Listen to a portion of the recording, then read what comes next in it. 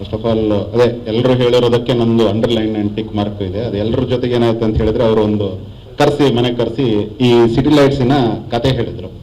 ನನಗೆ ಯಾರ ಮೇಲೆ ಹೊಟ್ಟೆ ಕೆಚ್ಚಾಗುತ್ತೆ ಅವ್ರ ಮೇಲೆ ತುಂಬ ಗೌರವ ಇದೆ ಅಂತ ಹೇಳಿ. ನನಗೆ ಫಸ್ಟ್ ಬಂದಿದ್ದು ಒಬ್ಬ ರೈಟರ್ ಆಗಿ, ಡೈರೆಕ್ಟರ್ ಆಗಿ, ದೊಡ್ಡದಿಲ್ಲ ಬಟ್ ರೈಟರ್ ಆಗಿ ನನಗಿಂತ ಥಾಟೇ ಬರಲಿಲ್ಲ, ಇಷ್ಟು ಚೆನ್ನಾಗಿದೆ ಇದು ಹೆಂಗೆ ಅನ್ನೋ ರೀತಿಯಲ್ಲಿ ಒಂದು 2 ದಿವಸದಿಂದ ಹೆಂಗಾದ್ರೂ ಮಾಡ್ಕೊಂಡು ನಾವು ಸೇರ್ಕೋಬೇಕಲ್ಲ ಇದ್ರೊಳಗೆ ಅನ್ನೋ ರೀತಿಯಲ್ಲಿ ಬ್ಯಾಕ್ ಡೋರಿಂದ ಆದ್ರೂ ಬರಬೇಕು ಅನ್ನೋ ಆಸೆ ಹುಟ್ಟಿತು.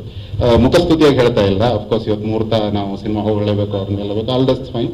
ಬಟ್ ಒಬ್ಬ ಮೇಕರ್ ಅಥವಾ ರೈಟರ್ಗೆ ಇರುತ್ತಲ್ಲ, ಹೆಂಗಾದ್ರೂ ಮಾಡಿ ಈ ಕತೆ ನನ್ನದು ಮಾಡ್ಕೋಬೇಕು ಅಂತ ಹೇಳಿ ಅಷ್ಟು ಚಂದದ ನಾವೇನು ಕುಂಬಿಯವರ ಕತೆ ಓದ್ತೀವೋ, ದ್ಯಾವನೂರವರ ಕತೆ ಓದ್ತೀವೋ, ಅದೆಲ್ಲದರ ಹೆಸರನ್ನ ಹಿಡಿದು ಒಂದು ಕಮರ್ಷಿಯಲ್ ಸಿನಿಮಾ ನೇಯೋದಿದೆಯಲ್ಲ, ಅದು ಎಲ್ಲರಿಗೂ ಬರುವ ಕಲೆಗಾರಿಕೆ ಅಲ್ಲ. ನಿಜವಾಗ್ಲೂ ಅದು ಬಂಡೆ ಮಾಕಳ್ಳಿ ಅವರ ಆಶೀರ್ವಾದ ಇದೆ, ಮತ್ತು ನಿಮ್ಮ ಗುರುಗಳ ಆಶೀರ್ವಾದ ನಿಮ್ಗಿದ್ದಕ್ಕೆ ಶ್ರೀಕಾಂತ್ ಅವ್ರದ್ದು ಇದೆ.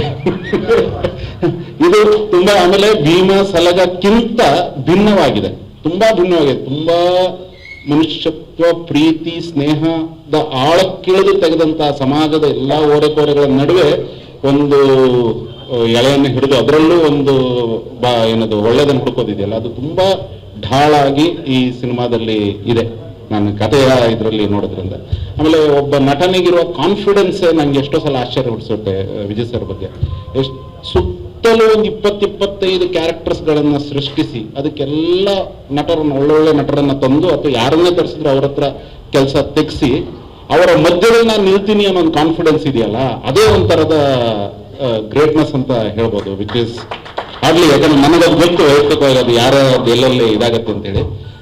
ವಿನಯ್ ನಮ್ಮ ನಾಟಕ ತಂಡದ ಜೊತೆನೆ ಟ್ರೈನಿಂಗ್ ಸ್ಟಾರ್ಟ್ ಮಾಡಿದ್ದು ಸ್ಟಾರ್ಟಿಂಗಲ್ಲಿ. ಆ ಒಂದು ಸ್ಟೇಜ್ ಮೇಲೆ ನಾವು ನೋಡೋದಷ್ಟು ಚೆನ್ನಾಗಿ ಇನ್ನೂ ಸಿನಿಮಾದಲ್ಲಿ ನಾವು ನೋಡಬೇಕು ಅನ್ನೋ ಆಸೆಗಳನ್ನ ಇಟ್ಕೊಂಡಿದ್ದೆ. ಗ್ರಾಮಾಯಣದಲ್ಲಿ ನಾನು ಒಟ್ಟಿಗೆ ಆಕ್ಟ್ ಮಾಡ್ಬೇಕಾದ್ರೆ ಕಂಡೆ.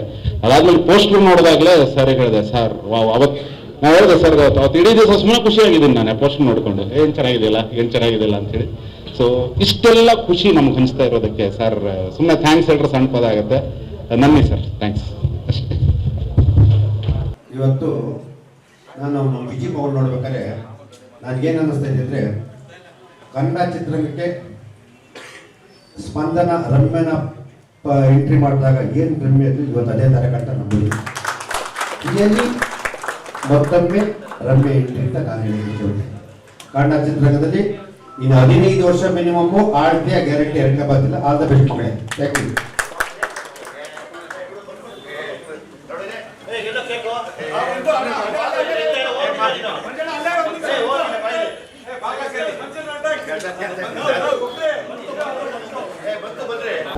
ಇಂಟರ್ವ್ಯೂಗಳು ಕೊಡ್ಬೇಕಂತೆ ಅಲ್ಲ, ಕಟ್ ಮಾಡೋಣ ಅಂತ ಎಲ್ಲಿದ್ದೀರಾ? ಸ್ವಾದಿಷ್ಟತೆಯ ಸ್ವಾದ, ತಾಜಾತನದ ಆಹ್ಲಾದ, ಉತ್ತಮ ಆರೋಗ್ಯ ಮತ್ತು ಹೆಚ್ಚಿನ ರೋಗ ನಿರೋಧಕ ಶಕ್ತಿಯ ವೃದ್ಧಿಗೆ ಈಗ ನಿಮಗೆ ಸಿಗುತ್ತಿದೆ ಉತ್ತಮ ಗುಣಮಟ್ಟದ ಪೌಷ್ಟಿಕಾಂಶ Shri Vaidik millet health mix. ಇದು ಸಿರಿಧಾನ್ಯಗಳ ಸಂಪತ್ತು.